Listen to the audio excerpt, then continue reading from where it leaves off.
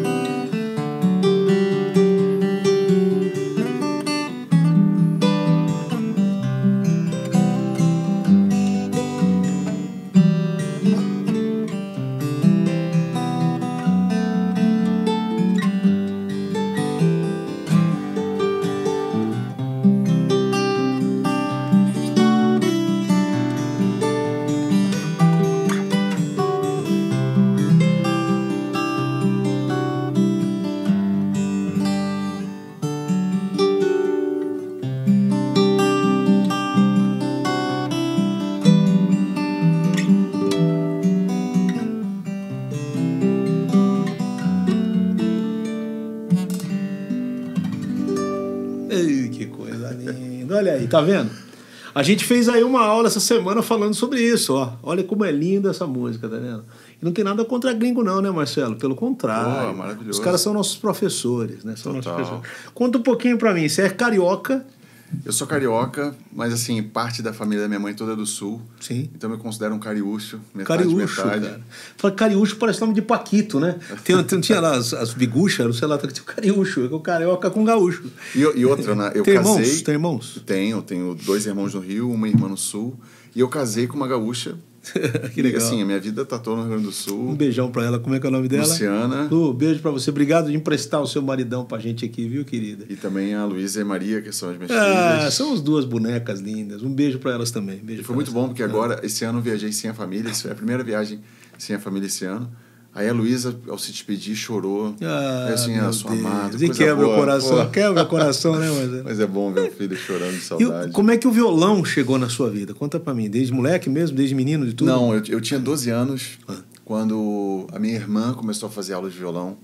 E aí eu fui com revolta, porque eu achava tão ruim o que saía dali. Você não gostava de ouvir o que você fazia? Eu fiquei assim, não é possível, tem que sair coisa melhor desse instrumento. Ela sabe disso, por isso que eu falo abertamente. É estranho, né? Eu peguei, a minha mãe conta que eu meio sem saber nada. Era de aço, não? Não era? Era de aço. Era de aço já. Eu comecei a fazer uns sons que minha mãe disse que era mais agradável. Aquele jeito de mãe, né? Não querer preferindo um. Assim, mas o Marcelo faz um negócio agradável e tal. Agradável é ótimo, né? Tipo assim. Então, foi assim. Daí, naturalmente, eu comecei a tocar. E aí tinha um amigo que tocava umas coisas, tipo... Caramba, isso é demais, preciso tocar esse negócio. Fantástico, cara. E eu comecei a fazer aula, eu fiquei estudando sozinho, assim, descobrindo coisas durante 1 ano e meio. Sim. Aí eu bati num teto, assim. E aí eu fui fazer aula, eu aprendi harmonia. Eu fiz muita aula de violão clássico, na verdade. Sim. Mas aí já era o nylon. Não, é só nylon. Aí já era nylon. Só minha irmã foi violão de aço, assim. Daí a minha mãe comprou um tonante pra mim. Tonante. Rei dos violões. Era um arco e flecha. Mas aí... Nada contra o tonante. Nada contra eu amo o tonante. Vamos lá, gente. Meu primeiro violão foi um tonante também. Mas ele era muito alto mesmo ali. O Então, que a gente ouve falar mais é que o tonante é o nosso primeiro violão, né? Todo mundo fala isso, tá interessante. Foi o meu mesmo. A tua mãe já era de igreja, já era nascida, já era convertida. Teu pai também? O meu pai, sim, e depois não. Olha, mano. Então, quando eu comecei a tocar violão, quando eu comecei a fazer aula mesmo, sim. Porque a gente tocava muito Vila Lobos, então eu tava, por exemplo...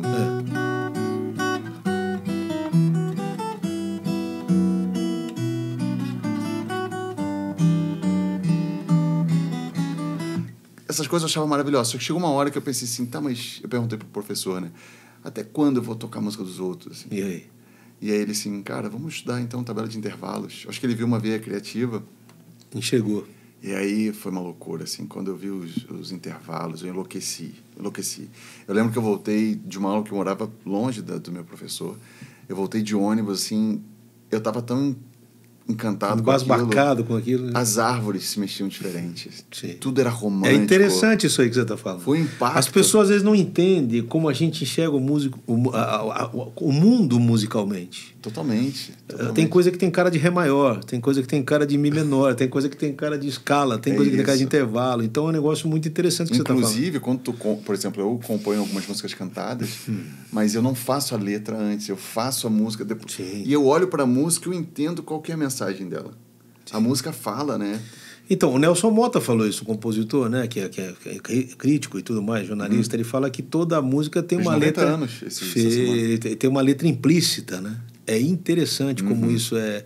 E descobrir isso é um grande segredo, você não acha? De tentar fazer que a música ganhe sentido através da letra. Então é interessante isso que você está falando. Você compõe sempre a melodia e a harmonia antes. Então. Isso. Aí que você vai atrás. E aí eu fiz aula há muito tempo, daí eu tentei passar na Universidade Federal do Rio Grande do Sul, e aí eu não passei em solfejo. E aí, eu sonho de 1 ano estudando 8 horas por dia. E olha, com todo respeito aos professores, para que você vai usar solfejo o resto da sua vida? Para nada, mano. Acho que é a mesma coisa aprender Bhaskara. Por algum motivo alguém falou que tem que aprender. Exatamente, não dá para entender. Então, aí eu desanimei, assim. Não desanimei do violão. Você já estava com quantos anos nessa época? Eu estava com 17, eu acho. Nossa, cara, que medo de ter parado, hein? Gente. E foi na mesma época que eu vi Amandu Costa tocando. Sim. E aí eu pensei, eu não vou tocar mais. Naquela época ele tocava sujo ainda. Hoje você vai ouvir o som do Amandu, ele está totalmente rebuscado, limpo, né? Ele limpou o som de um jeito... Mas eu vi que era um nível de genialidade que eu jamais alcançaria. Não, é difícil. Você vai tocar, assim, você desiste. Não vou tocar mais. Tal. Então eu estava num período... Só que o não tocar mais era não tocar profissionalmente. Sim. E o Amandu toca 7 cordas, que é um instrumento muito mais difícil, mais alto. Instrumento que as cordas são mais altas.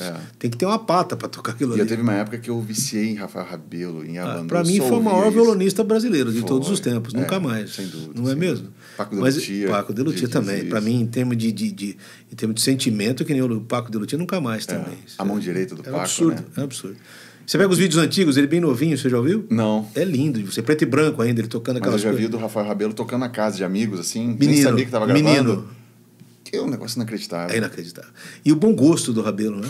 Quer dizer, aí você estava com 17 nessa época. Isso. E aí eu desisti da música profissional. Então, foi fazer outra coisa. O que você foi fazer? Vender. Eu fui estudar. Não, eu queria passar em vestibular para outra coisa. Daí fiz faculdade de publicidade, nem me formei. Fui para outra coisa. Daí entrei na área de venda, que tinha uma família, parte do meu pai, toda era de vendedores, assim. Sim. Então, a música se tornou, na verdade, que eu comecei a levar a sério, foi na pandemia. Que assim, coisa. Eu levava a sério, gravava. Tinha 2020, quase, 2021. Olha só. Só que para mim o ponto é que eu levava, assim, uma corrida de bastão, né? Para pegar o bastão já tem que estar correndo. Sim. Então, quando a oportunidade pintou, eu vi que eu estava preparado. Então, quando a pandemia... Eu era vendedor de cosmético, de salão em salão. E quando a pandemia veio, fechou os salões. Porto Alegre foi, assim, uma coisa que não abria nada mesmo. O que não fechou, né, cara? O músico foi o que primeiro sofreu, porque não tinha mais evento, não tinha mais nada. Foi terrível. E aí foi quando você se descobriu. Olha que absurdo. Daí que contramão da lógica. E outra, eu não tinha um salário fixo. Eu só tinha comissão. E aí sem vender? E a empresa não tinha como bancar salário de todo mundo. Tava todo mundo desesperado, né? E eu assim, o que eu vou fazer mês que vem? Demitindo, inclusive, né? Não estava demitindo, mas estava esperando, assim. Até onde ia levar, até onde eu conseguia levar, entendi. E aí eu tentei, daí abri um salão que eu sabia de uma cliente. Aí eu fui lá, assim, hoje eu tenho uma proposta. Aí eu cheguei lá e falei assim, fulana, é a proposta da tua vida e tal. Aí ela olhou para mim, uma senhora, ela disse, Marcelo, como é que tu tem coragem de tentar me vender nesse momento? Ninguém... Rapaz, cortou meu coração. Eu cheguei no carro muito triste, muito triste. Eu tava assim, ó, como é que eu vou pagar as contas mês que vem? Nesse momento que eu tô no carro, entra em contato comigo um aplicativo chamado Glorify. Porque nesse meio tempo eu comecei a fazer uns vídeos para botar no Instagram. E comecei a ganhar bastante seguidor. Esses vídeos que você faz até hoje, praticamente. Que eu nem sabia que tinha um termo chamado fingerstyle. Eu não sabia nada. Só fazia uns vídeos. Em coisas que eu ensinava para os alunos. Deixa eu gozar desse termo para violão. Tem outra maneira de não usar, sem estilo fingerstyle. Você fala, bicho, não é gozado botar um nome desse numa maneira de tocar. Você toca com dedos, toca com o quê? Com a língua? Né? E outra, o fingerstyle é uma coisa engraçada, porque tem uns caras que tocam umas percussões. Então tem batida, não tem uma definição, assim, né? Eu toco violão, tá ampliando, né? Tá ampliando cada vez mais. Né? Eu explico assim, algumas falam quando eu toco, né? Falam assim, e quando começa a música? Bonita a introdução, porque não entende como instrumental. Já aconteceu isso com você? Que lindo. Mas quando é que começa a cantar? Mas... É muito estranho isso, gente. Muito estranho. E daí eu lembro que eu fiz esse... Então, duas coisas aconteceu. Eu comecei a ganhar muito seguidor no Instagram, porque eu acho que é um momento que Por causa dos vídeos que você fazia. Por quê? Porque as pessoas estavam em casa, preocupadas, e eu estava fazendo um som que acalmava. Então, as pessoas se conectaram. Então, a minha crítica hoje lá, que a gente teve à tarde juntos no encontro, eu falei que o som dele lembra muito Davi. Quando ele toca, a alma da gente desce pro chão, assim. O primeiro sentimento que eu tive quando eu vi o Marcelo tocando, ele estava numa live e eu pedi para entrar, ele me chamou lá, e eu falei, cara, você não tem ideia de quanto você me abençoa. E aí eu comecei as coisas que eu fazia, as pessoas pediam para eu tocar suas músicas em casamento. Que coisa, isso é absurdo. Eu falei, como é que pode, cara? É o Cacilhas, mano. Aí. Não, é algo que eu tenho que falar. E você tá aqui agora, olha aí que coisa linda, vai lá. Algo que eu tenho que falar, assim, a pessoa que eu mais... Está funcionando isso aqui? Tá tudo valendo aqui. A pessoa que eu mais ouvi na minha vida foi o João. Você vê como Deus é bom? Aí. Assim, ó, aqui voz e violão. Ainda bem que você não copiou o que eu toco. Você toca o seu. Sabe que esse é um ponto até que eu acho interessante, porque tem pessoas que querem tocar igual o John Mayer, igual não sei o quê. Eu, meus cursos, quando eu estou dando aula, eu falo assim, cara, Deus colocou uma digital em ti, porque Ele botou em todo mundo. Todo mundo tem, Então a referência pode ser um ponto de partida, mas não pode ser o de chegada, né? Então, assim, tem que achar o som que Deus te deu, porque isso vai colorir o mundo, né? A gente falou hoje à tarde, aquele princípio, né, que a gente sempre fala aqui também na nossa plataforma, que a imitação é inevitável, você vai pegar alguém para copiar, para imitar. A assimilação, né, a absorção daquilo tudo, e depois a criação. Isso. E aí, para chegar, o músico amadurece ainda depois da criação, porque da criação envolve muita coisa, o seu jeito, a sua maneira, a sua digital, a sua...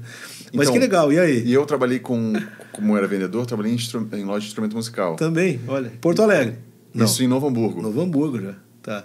Minha mãe era de lá. Sei. E aí eu tocava, pra demonstrar e tal, e aí os vendedores falavam assim, ô Marcelo, toca um negócio menos melancólico, cara. Um negócio mais pra cima, mais pra cima. Pô, toca um rock and roll, a galera tá querendo cortar os pulsos aqui. Sabe o que acontece comigo até hoje? Faz 42 anos que eu tô na estrada. Chega no meio, você não tem um negocinho que seja mais pra cima? Eu falei, pastor, como é que eu vou tocar violão e voz pra cima? Não tem uma banda.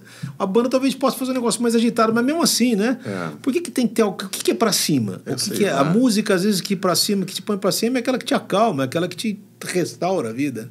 Mas é uma crítica estranha essa daí, né? Mas o meu ponto é que aquela identidade que eu tinha, eu nunca abri mão dela. Então, o que as pessoas estavam se conectando na pandemia era justamente o que a galera reclamava na loja lá, entende? Então, eu fui melhorando. Se você fosse ouvir o lojista, você não tocava mais, pô. Você não seguiu o que o lojista falou e fez o teu som, continuou fazendo, entendi. Exato. Então, eu mantive isso, assim, e por muito tempo as pessoas achavam que eu fazia muitas notas tensas. Por exemplo, eu gosto desse acorde que a gente falou antes ali, por exemplo, ó. Isso é lindo. Mas como tem esses choques aqui, né? A galera acha... Mas eu sempre amei isso. Então... E em violão de aço, parece que isso soa muito melhor do que em violão ordinário. Se eu fizer a mesma coisa aqui... É que essa corda é mais aberta, mas, sim. cara, aí soa imenso. Olha como o som é outro, porque o som é mais fino, o sol. Exato. Ele soa mais bonito, né? E eu gosto muito de tocar cordas soltas, né? Sim. Então, por exemplo, sol menor, a galera dá um dó, porque eles botam um capotraste na terceira e toca tudo em mi menor, né? Aí tu perde cordas. Olha esse ré solto aqui, é maravilhoso. Lindo, né? Olha. Lindo demais.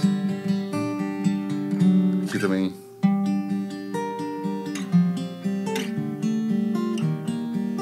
Tá vendo, gente? A gente já falou sobre isso aqui. A gente não tem sustain, não tem pedal que nem o piano. Então essas cordas soltas fazem uma diferença incrível. Exato. Né? Esse sol menor, sustenido. Oh, que lindo. Sol sustenido. Que lindo. Muito bom. Tá vendo? Lindo, lindo. Né? Aí. Olha que lindo. Sempre com isso aqui sustentando o som. Sim, né? ele é a terça, né, cara? Ele te dá o... Lindo, né? Lindo. Então, na pandemia, quando eu fiz aquele som, as pessoas se conectaram de alguma forma disso. E aí eu consegui fazer a transição, que daí eu lancei um curso. Aí esse aplicativo contratou um EP instrumental. Esse EP foi muito bem, no mundo todo. E ali foi uma virada de chave para mim. Então, assim, a minha história na música é basicamente essa. Lá na adolescência, eu levei mais a sério, desisti. E voltou depois. E a pandemia me deu essa oportunidade, assim. Sim. Então, hoje eu tô só com isso. E como é que você faz a ponte de expressar o que você faz, sabendo que isso é pro Criador, né? Como é que na tua cabeça funciona essa coisa? Sabendo que o talento que você tem foi Deus te deu e que para ele retorna. Como é que você, na tua cabeça, como é que isso vira? Assim, eu acho que a primeira coisa é tu entender quem é quem. Sim. Eu tenho uma quantidade de talento. E eu quero entregar o máximo que eu tenho dela para Deus. Sim. Só que eu me libertei ao parar de me comparar. Eu vou chegar na resposta. Foi o papo que a gente teve na nossa live, né? Porque, por exemplo, o João Alexandre foi sempre uma referência máxima para mim. Mas eu sabia que o João conseguia entrar em vias, em jardins, sentir perfumes de flores musicais que eu não ia alcançar. Eu não sei o caminho. E também Deus deu essa capacidade para ele. Então, quando eu entendi que eu estava fazendo um som, e eu comecei a perceber muita identidade no que eu fazia. Alguns acordes que eu fazia que eu nunca tinha visto ninguém fazendo e tal, e se conectar com as pessoas. Sim.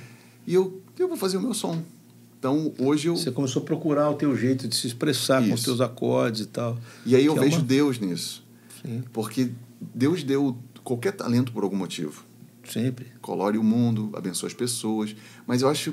É aquilo que a gente falou numa live sobre o Jonas Madureira, falando daquela borboleta. Sim, da borboleta. Que Deus criou uma borboleta. Depois eu conversei com ele sobre isso até. Sim. Deus criou uma borboleta que na Amazônia, nesse momento, está voando, ninguém vai ver. Ninguém viu ela nascer e ninguém vai ver ela morrer. Exatamente. Mas ela foi maravilhosamente bela para Deus. Isso. Então, nós somos essa expressão para Deus em primeiro lugar. Então, eu entendo que o que Deus me deu, se eu não estiver entregando para Deus em primeiro lugar, se torna performance. E aí eu dependo do aplauso. Se ele não vem, eu desanimo. Sim, se ele vem demais, eu me ensoberbeço.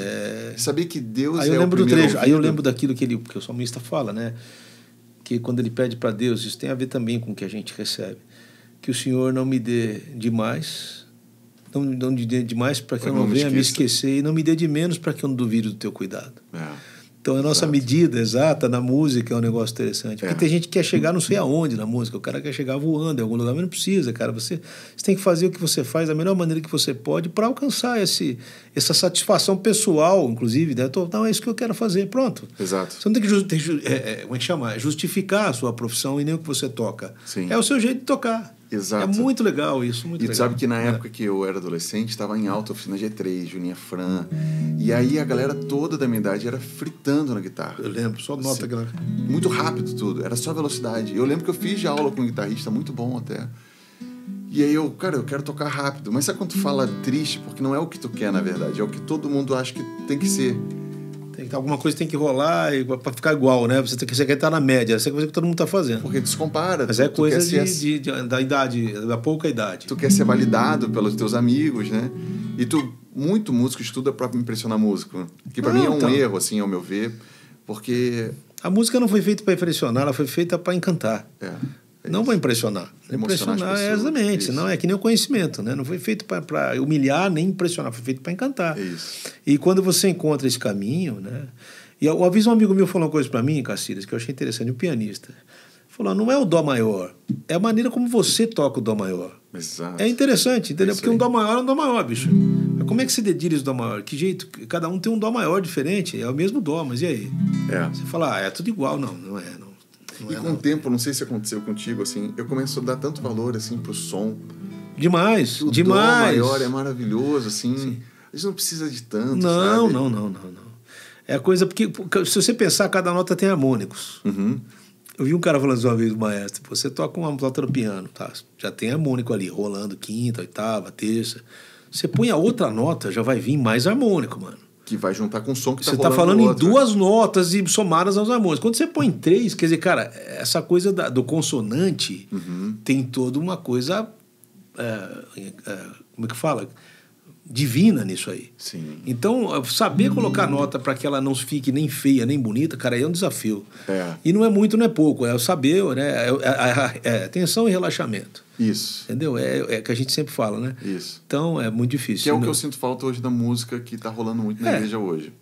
Porque eu acho interessante essa conotação do relaxamento e atenção, porque eu vejo que, por exemplo, eu tenho uma banda e eu não gosto muito de tocar com clique ao vivo. Sim. Com o metrônomo. É terrível. Porque fica muito matemático e a nossa vida não é assim. E as igrejas pessoas estão usando VS agora. Agora vai entrar o coro, vai todo mundo animado. Tá, pô, você perde totalmente a... Né? Nós estamos aqui com o meu querido Xará, que está no Silmano, que também na igreja é complicado. Você ajuda, todo mundo que está assistindo acha lindo, mas quem está tocando perde um pouco o espírito do que está sendo tocado. Não, e outra, às vezes a igreja está num time que está diferente do clique. Então, por que eu digo isso? Porque eu vejo que a música, ela imita muito a vida. Deus fez isso. Então, por que é bom quando tem uma tensão e vem um relaxamento e de fato a arte imita a vida. Exato. Pô, às vezes a gente está indo para a praia e fura um pneu. A vida é assim, ela não é tudo perfeito. Justamente. O nosso coração nem bate com o mesmo pulso o tempo todo. Não. Então, esse clique, ele deixa artificial para mim. Sim. A arte no que Deus fez de essência. Não quero ser tão filósofo. Tudo bem. Mas eu acho que eu tenho aquela teoria que se o baterista souber tocar no clique e tocar com groove, com levada, bonitinho, o resto da banda não precisa ouvir o clique, deixa só pro batera. Eu concordo. E vai, aí todo mundo vai atrás dele, aí fica bonito. E aí ele também pode, se ele quiser tirar o clique, sim, e sentir, né? sentir também, isso, justamente. Mas eu sei como é que é. Eu amo tensão e relaxamento. Eu tento fazer no meu som uma tensão. Eu não gosto muito de sétima, interessante, assim. Você não gosta de sétima eu não gosto muito. Maior ou menor, tanto faz. A maior eu gosto em alguns casos. A menor que me incomoda, não sei explicar. Mas eu tento botar atenção de uma forma mais discreta. Discreta, com medidas. Mas tem que ter de vez em quando. Porque senão a pessoa... É que, como diz alguém, falou o seguinte, que a música sem tensão, ela fica muito pobre também, conforme o jeito que você usar. Claro. Mas também não dá para você encher, porque a turma acha assim que botando um monte de nota vai ficar bonita. Às vezes me confundem, mas você põe muita nota. Não, às vezes a nota que eu estou usando é dentro do acorde. Não, mas tu é uma exceção. Eu preciso fazer honestidade aqui. Tu coloca muito acorde, daí tu pensa assim, ó, a música ficou muito melhor com esses acordes todos. É um caso que eu creio que Deus te deu essa capacidade. Porque tem gente que bota muito acorde e tu vê assim, ó, mano, menos é mais, sabe? E tem a ver com o estilo também, né, Marcelo? Se você for tocar um country, você vai botar uma sétima maior, o que tem a ver, né? Claro. Música folk, cara. Se você for um sétima maior no folk, mesmo assim, as músicas... Isso aqui é sétima maior, então você fala assim, né? Então é folk, então vai. Só que isso é bonito porque sempre tem essas tensões dos meios, né? Eu São amo os clusters aqui, os clusters. É maravilhoso. Vamos tocar mais uma, nosso tempo tá indo. Você vê como vai rápido? Quando o papo é bom, quando passa rápido. Toca outra, se você quiser. Eu vou mostrar uma que então foi o meu antes e depois, que me ajudou muito a fazer essa transição. Foi o Marco. Eu tinha ido pro estúdio para fazer um vídeo daquela... Louvemos ao Senhor, louvemos ao... E eu fiz com violão e cello. É que você toca cello, né, safado? Além de violão, ele toca cello também. Olha que absurdo, vai lá. Engano. Mas eu fiquei... Safado, na brincadeira, pelo amor de Deus. Como é que é a tua esposa? Lu. Não, na brincadeira, tá? Ela sabe. Ela ia dar risada se tivesse aqui. Mas eu gravei e eu me dediquei um tempão e ficou horroroso. Eu não tô brincando, não. Sério? No final, assim, quando eu ouvi ficou mais feio que o disco de distorção do Pat Metheny, porque é horrível, né? Você já ouviu também? Não, nunca ouvi. Eu gosto de Pat Metheny. Muito ruim. Aí eu ouvi assim, ó, cara, eu não acredito que eu fiquei horas pra ficar... Sabe quando não se conecta, não emociona? Tava bonitinho, mas... Sem alma. Aí eu fui pro Google. Aí eu botei assim, ó, top 10 música gospel mundo. Eu assim, eu não vou sair daqui sem uma música. Aí eu vi La Oceans. Tá. Que é essa aqui, né? Aí eu fiz o arranjo em questão de 5 minutos. Sim. E foi o arranjo que mais deu certo, assim, que mais me abriu porta. Todo mundo gostou. Que era esse aqui.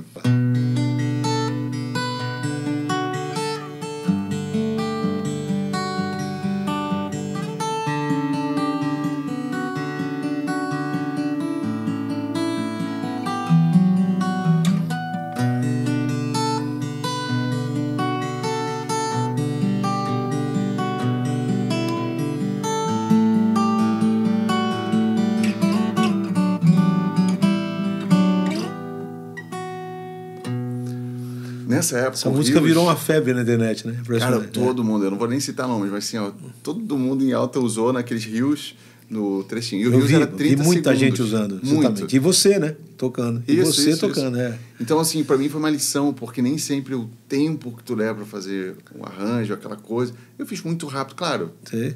Tem anos de dedicação nisso, assim, né? Mas pra mim foi muito interessante, foi uma música que fez a chave, assim, virou tudo. Você dá aula, né?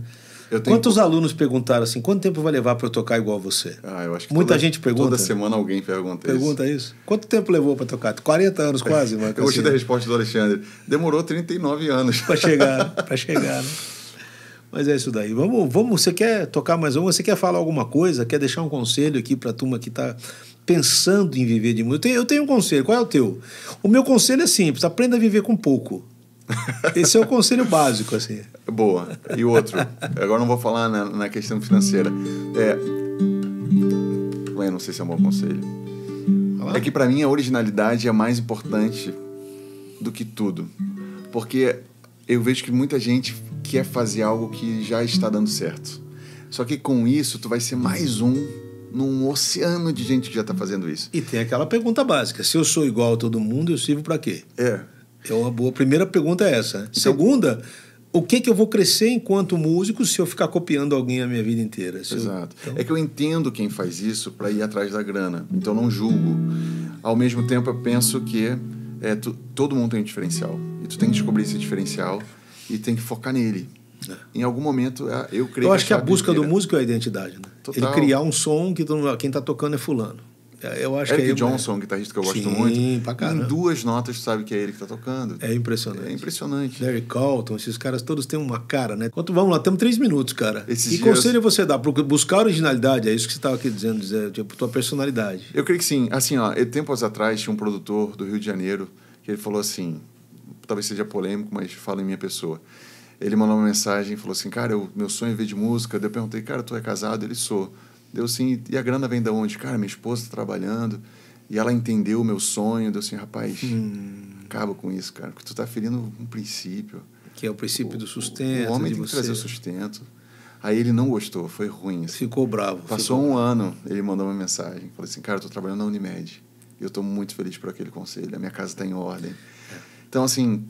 Muitos casamentos acabam por conta disso, né? Porque uma coisa é você correr atrás do teu sonho e quando você já tem uma vida estabilizada, você pode fazer isso, né? Não tem problema nenhum, mas essa coisa do sustento pega muito. Então, assim, o sonho de viver de música não pode estar acima do amor que tu tem pela tua família. Sim. Então, se der para... Tem aquela ordem, ó, Deus, família, profissão, igreja. Se o cara inverter isso, ele vai cair numa cilada. Então, tem que amar mais a família. Se der para viver, hoje eu estou vivendo algo que eu não esperava viver. Tem uma coisa para te falar interessante. O Laboriel, perguntaram aí, o Ibn Laboriel, sobre tocar. Ele falou assim, a família não... a família me ajuda. Cuidar da minha família me faz tocar melhor. Quando eu estou cuidando e fazendo o que eu preciso fazer, eu sei que eu vou fazer um som mais responsável. A palavra foi essa. Muito Ficou bom. assim aquele negócio. Né? Vamos lá? Bom, estamos quase encerrando, gente. Tudo que é bom dura pouco, né? Toca mais uma, Marcelão, pra gente. Eu não vou tocar, vou ver você tocar. Então vai. Se você quiser.